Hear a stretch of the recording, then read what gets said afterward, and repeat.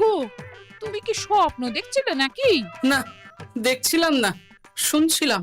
কানে বেশ একটা মধুর কোকিল ধ্বনি আসছিল। ঘরে চাল ডাল আনাজ সব আনতে হবে, তাই এক্ষুনি বাজার না গেলে কিন্তু হাঁড়ি চড়বে না।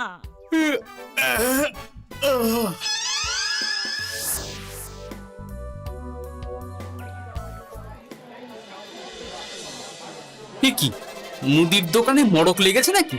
এত ভিড় কেন? এই দেখি। হে, এ কি হচ্ছে? আরে আমাকে যেতে দেবে তো নাকি? ওরে বাবা রে বাবা, এ কি কাণ্ড রে! এত বছর ধরে এখানে আছি, মুদির দোকানে তো এত ভিড় দেখেছি বলে মনে পড়ছে না। না, এই ভিড়ের সাথে যুদ্ধ না করে বরং এখন ফিরে যাই। রাজবাড়িতে একটা কোনো উপায় হয় কিনা দেখি। বলি, মুদির দোকানের জিনিস পছন্দ হয়নি বলে তুমি কিচ্ছুটি না কিনে খালি হাতে চলে এলে? পেটে কি কিল মেরে বসে থাকবো নাকি? আহা, তা কেন? এখন যা আছে তাই দিয়ে কিছু একটা করে দাও না গিন্নি। আমি না হয় রাজবাড়ি থেকে কোনো ব্যবস্থা করব, বুঝলে? আমি হলাম গোপাল, মহারাজা কৃষ্ণচন্দ্রের খাস লোক।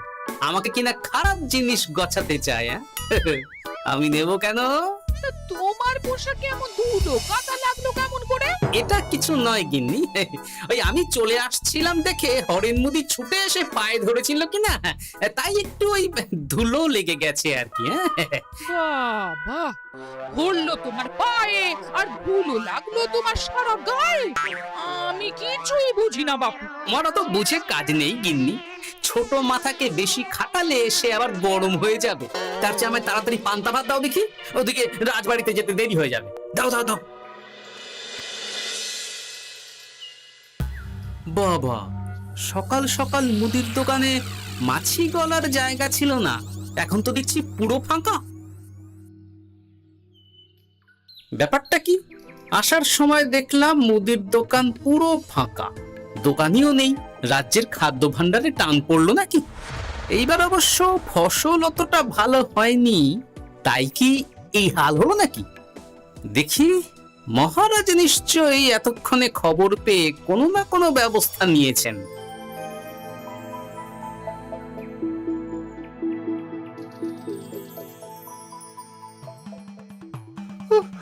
আমি যদি উড়ে যাই, দয়া করে ধরে ফেলুন।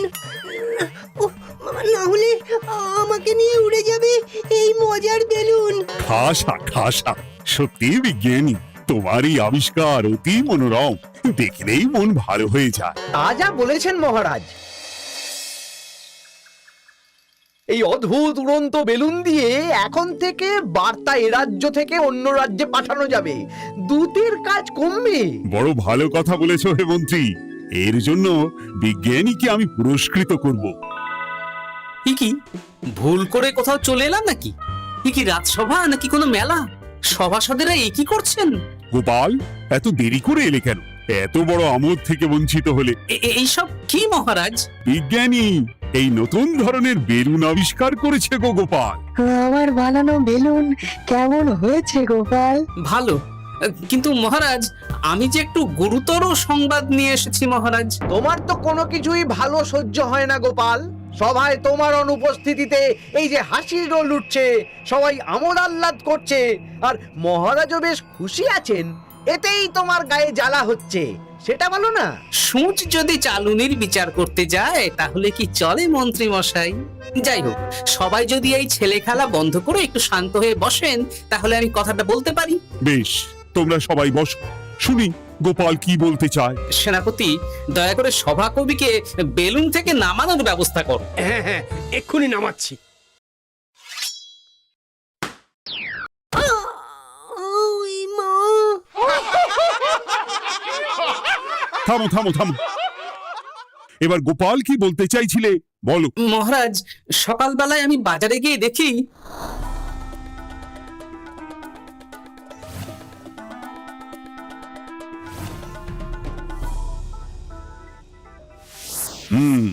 এই হলো অবস্থা।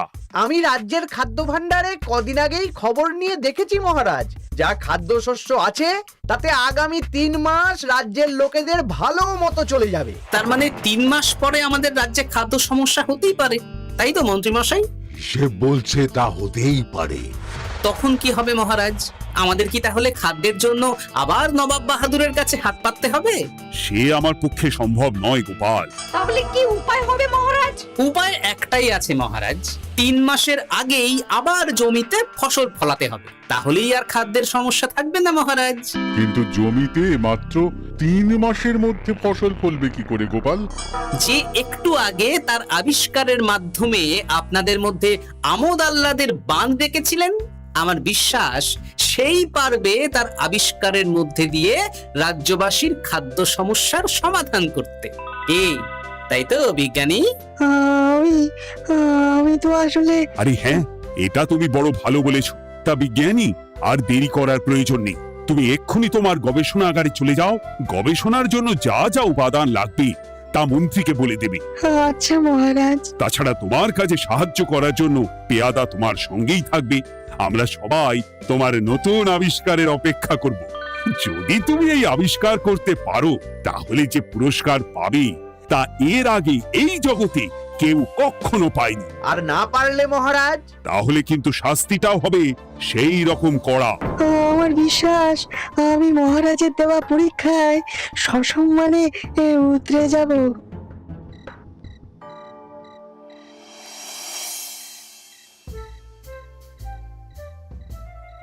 কি গো, কি হলো কি তোমার? এত রাতে এখনো জেগে আছো যে বড়? জেগে আছে কি আর সাধে গিন্নি? বিজ্ঞানীর জন্য বড় চিন্তা হচ্ছে বুঝলে। তুমি তো জানো রাজসভায় যে কজন আমার ভালো চায় তাদের মধ্যে বিজ্ঞানী একজন। তাই ভাবছি, তা কি ভাবছো শুনি? এই যে নতুন আবিষ্কারের কথা পেড়ে আমি আবার বিজ্ঞানীকে বিপদে ফেলে দিলাম না তো?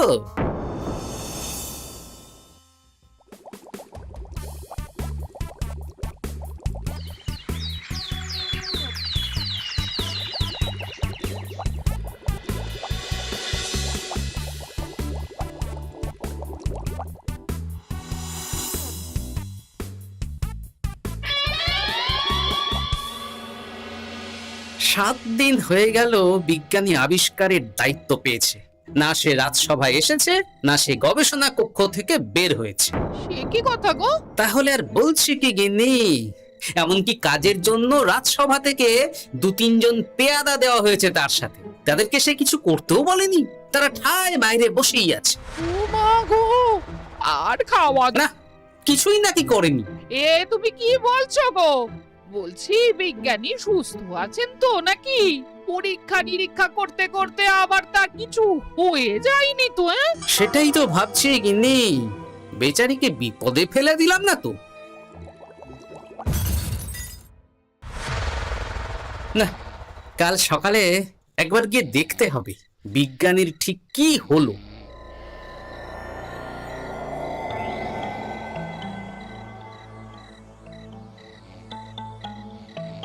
গোপাল, গোপাল, দরজাটা একবার খোলো গোপাল। হ্যাঁ? কে কে কে? দেখো না কে? আচ্ছা বেশ, তুমি আলোটা নিয়ে এসো তো গিন্নি।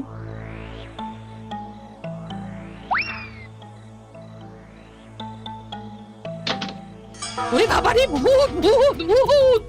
গোপাল, গিন্নি শিগগিরই আলোটা সামনে আনো। এ কি কাণ্ড! বিজ্ঞানী, বিজ্ঞানী, ও বিজ্ঞানী, একটু জল আনো তো গিন্নি। ভয় নেই, এটা চোর ভূত কেউ না, হে আমাদের বিজ্ঞানী।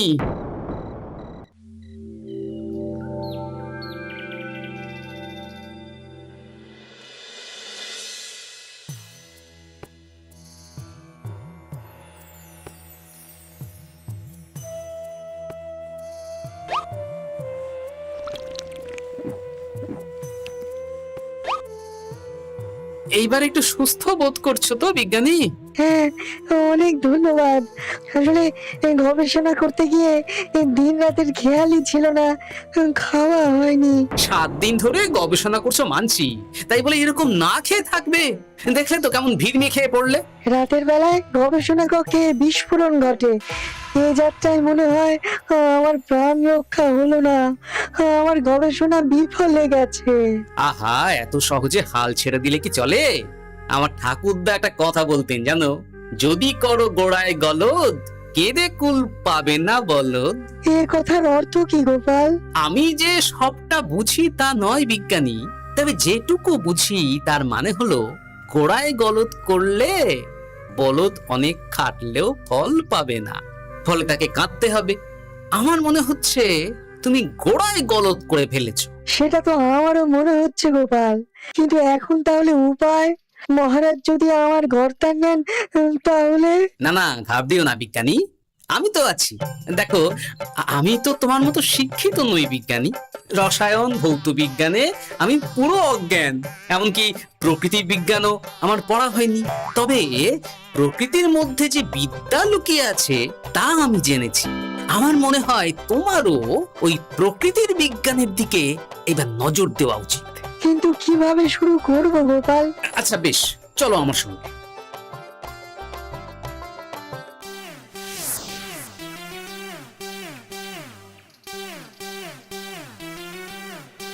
ভালো ফসলের জন্য সবার আগে কোনটা ভালো হতে হয়? এ মাটি। বাহ, তা মাটি যত ভালো, ফসলের গুণমান ও পরিমাণ ততই ভালো হবে, তাই তো? মাটি ভালো করতে হলে কি করতে হবে বিজ্ঞানী? কি গোপাল? এই যে গাছগুলো দেখছো, এগুলো আমাদের ছোটবেলার সময়ের গাছ। এখানে আগে গরু চড়তো, তারাই গোবর দান করে যেত মাটিতে, আর বাচ্চারা খেলতে এসে ফল খেয়ে তার বীজ ফেলে যেত। সেই থেকে চারা গাছ হয়েছে, আর সেই চারা থেকে বড় গাছ হয়েছে। বাহ, আমি তো এই দিকটাই ভাবিনি। এই গোবর তো অতি উত্তম বস্তু চাষের মাটির জন্য। তোমায় যে কি বলে ধন্যবাদ দেবো আমি জানি না গোপাল, তুমি আমার চোখ খুলে দিয়েছো। গোড়ায় যে ঠিক করে সফল সে বারে বারে।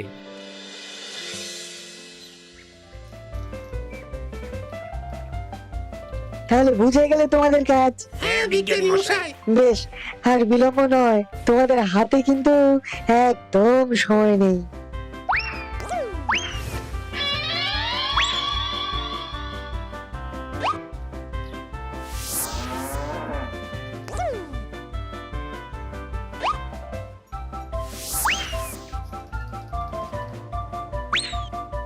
যা বাবা, গোবর কোথায় গেল?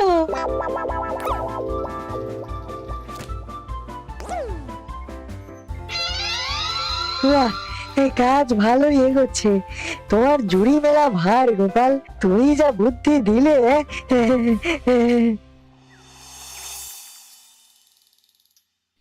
এইসব কি কাণ্ড হচ্ছে বলো দেখি কৃষ্ণনগরে? চারদিকে এত কিছু জিনিস থাকতে কিনা গোবর চুরি হচ্ছে, হ্যাঁ? এই রে, বিজ্ঞানী দেখি ঘেটে ঘ করে দিচ্ছে। নির্ঘাত ওই গোবর চুরি করছে বা করাচ্ছে। কি গো, তুমি এর বিহিত করবে না নাকি? বলি গোবর না হলে ঘুঁটে দেব কি করে? উনুনি বা চলবে কিসে? আমি কি এই বয়সে জঙ্গলে কাঠ কাটতে যাব নাকি? আমি দেখছি। তুমি আজকের দিনটা কোনো মতে সামলে নাও না গিন্নি, আমি এক্ষুনি রাজবাড়িতে গিয়ে এর একটা বিহিত করছি।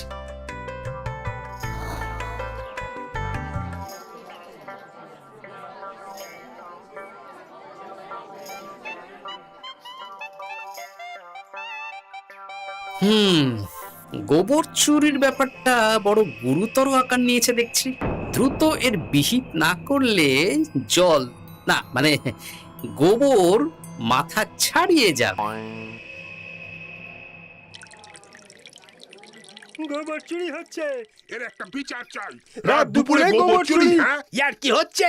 এই অন্যায় মেনে নিতে পারছি না, পারবো না, পারছি না, পারবো না। শুধু মাথাই ছাড়ায়নি মহারাজ, বিজ্ঞানী রাজ্যের সব গোবর চুরি করে এমন বড় একটা স্তূপ বানিয়েছে, চাইলে সেই স্তূপ মনে হয় সেই মুর্শিদাবাদের নবাব বাহাদুরও দেখে ফেলবেন। সে কি কাণ্ড! শুধু কাণ্ড নয়, এ যে প্রকাণ্ড। বিজ্ঞানী করেছে রাজ্যকে একেবারে লন্ডভন্ড। বাহ, বেশ অনেক গোবর জমেছে। এইবার আমার পরীক্ষার কাজ শুরু করতে হবে। আর এইভাবে সারা রাজ্যের কোনো লোক গোবর পাচ্ছে না মহারাজ, ফলে কেউ ঘুঁটে দিতে পারছে না। জ্বালানির অভাবে রাজ্যের ঘরে ঘরে অরন্ধন শুরু হয়েছে মহারাজ। প্রজারা রাজসভার সামনে বসে বিক্ষোভ দেখাচ্ছে। এ তো সত্যি বিশৃঙ্খল অবস্থা মহারাজ। খাদ্যাভাব মেটাতে গিয়ে বিজ্ঞানী তো দেখছি সেই খাদ্যের সংকটের সামনেই ফেলে দিয়েছেন রাজ্যবাসীকে। এক্ষুনি ডাকো বিজ্ঞানীকে, আজই আমি ওর গর্দান নেব। এত বড় সাহস! মার্জনা করবেন মহারাজ। এত দ্রুত কোনো সিদ্ধান্তে উপনীত না হলেই ভালো। হ্যাঁ, সে তো তুমি বলবেই। তোমার বড় প্রিয় মানুষ তো ওই বিজ্ঞানী, তুমি তো তার দিকে ঝোল টেনে কথা বলবেই। না মন্ত্রী মশাই, মহারাজের আশীর্বাদে আমার ঘরে দুমুঠো ভাত ডাল আর একটু মাছের ঝোলের অভাব নেই, তাই আমার কারো পাত থেকে ঝোল টেনে খেতে হয় না। এ কি গন্ডগোল? কে জানে কে টানলো কোন দিকে ঝোল? আমি বলি কি মহারাজ, যে কোনো পরীক্ষাতেই শুরুতে ভুল হয়েই থাকে, ভুল থেকেই তো মানুষ শেখে মহারাজ। বিজ্ঞানী হয়তো একটা ভালো করতে গিয়ে অন্য অসুবিধার কথা বুঝতে পারেননি। আমি যাচ্ছি মহারাজ, আমি গিয়ে এক্ষুনি এই সমস্যার সমাধান করে আসছি। কিন্তু মনে রেখো গোপাল, বিজ্ঞানীর হাতে কিন্তু সময় অতি কম। হ্যাঁ, সময় যত যাচ্ছে বিজ্ঞানীর গর্দানের দিকে মহারাজের হাত তত এগোচ্ছে। আমার তো মনে হচ্ছে মহারাজ বিজ্ঞানীকে এই দুর্বুদ্ধি ওই গোপালই দিয়েছে, আর এই আবিষ্কারের পুরস্কার নিয়েও গোপাল বিজ্ঞানীর সাথে কোনো রফা করে চলেছে।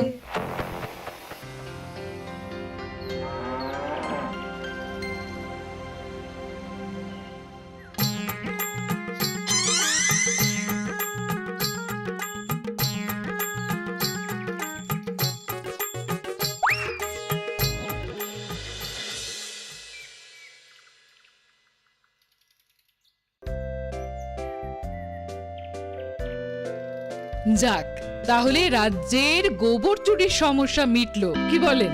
তা মিটেছে রানী, কিন্তু এটা আমি বুঝতে পারছি না বিজ্ঞানী আসল কাজটা করতে পারবে কিনা। না পারলেই তো আবার 3 মাস পরে।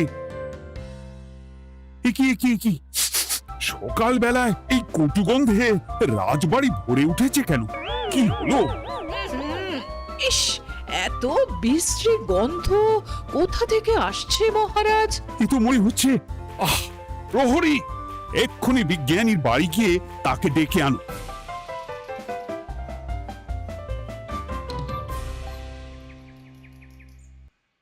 এই রে, বিজ্ঞানী তো দেখছি আরো বড় সর্বনাশ করে ফেলেছে। মনে হচ্ছে গোবর না পেয়ে এইবার মানব বিষ্ঠা দিয়েই কাজ সারবার তাল করেছে। তাড়াতাড়ি যাই, মহারাজ এতক্ষণে আবার দুর্গন্ধে রেগে গিয়ে নিজেই না বিজ্ঞানীর গর্দান নিয়ে নেন। না, সর্বনাশ ঘটার আগেই বিজ্ঞানীকে আটকাতে হবে। তুমি ঠিকই বলেছো গোপাল, সকালবেলাতেই মহারাজ আমাকে ডাকার জন্য পেয়াদা পাঠিয়েছেন। আমি যাইনি, কেন কিছু আন্দাজ করতে পারো? না, এই এত গন্ধে আমার আন্দাজও ভোতা হয়ে গেছে বিজ্ঞানী। তবে যতই হোক, ওই গোপালের বুদ্ধি তো একেবারে শূন্য হবে না।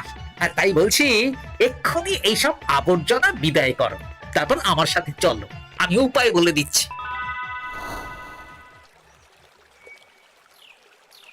একটা কথা ভাবছিলাম বিজ্ঞানী, আমাদের বাড়ির পিছন দিকে কয়েক মাস ধরেই আমার গিন্নি ওই ফলের খোসা, তরকারির খোসা, ফলের বীজ ফেলে। ওদিকটা অনেকদিন যাই না, বুঝলে। গতকাল একটা কাজে সেখানে গিয়ে দেখলাম যে দিব্যি বেশ খাসা দেখতে 2-4টে বেগুন আর লঙ্কার গাছ হয়েছে। মানে ওই তরকারির খোসাই জমিকে সার দান করেছে। গোপাল, বাহ, তুমি সত্যিই আমার সুজন, আমার বন্ধু।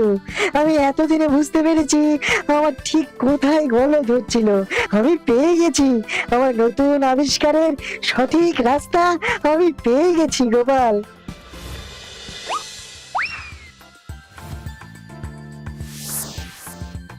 শাকসবজির খোসা থেকে তো দারুণ সার তৈরি হয়েছে গোপাল। সাথে আমি আবিষ্কার করেছি কেঁচোর দল মাটিতে যে বায়ুর যোগান দেয়, তা কিভাবে আরো বেশি করে মাটির মধ্যে প্রবেশ করানো যায়। বাহ বাহ বাহ বাহ, এই যে সোনায় সোহাগা বিজ্ঞানী।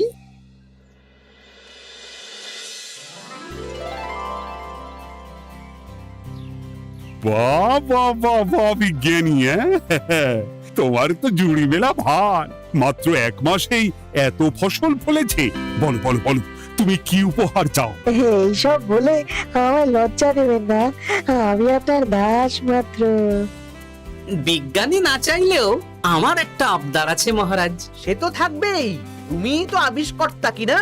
মহারাজ, আমি চাই আপনি এমন একটা ব্যবস্থা করুন যাতে প্রতিদিন সকালে আপনার কর্মীরা বাড়ি বাড়ি গিয়ে তরি তরকারির খোসা সংগ্রহ করে আনবে। এতে কি লাভটা হবে শুনি? দুটো লাভ হবে। আগামী দিনে তরি তরকারির খোসা থেকে বিপুল পরিমাণে যে সার উৎপন্ন হবে তা আমাদের কাজে লাগবে, আর তারপরে উদ্বৃত্ত সার আমরা বিক্রি করে বিপুল অর্থ উপার্জন করতে পারবো। আর কারো বাড়ির সামনে আবর্জনাও জমা হবে না মহারাজ, চারিদিক পরিষ্কার পরিচ্ছন্ন থাকবে। বাহ বাহ বাহ, এ ভারী ভালো প্রস্তাব। আমি এক্ষুনি এই প্রস্তাবে সম্মতি জানিয়ে ফরমান জারি করছি গোপাল। আর শুধু বিজ্ঞানী নয়, তোমার জন্য পুরস্কার ঘোষণা করছি। সবই আপনার দয়া মহারাজ।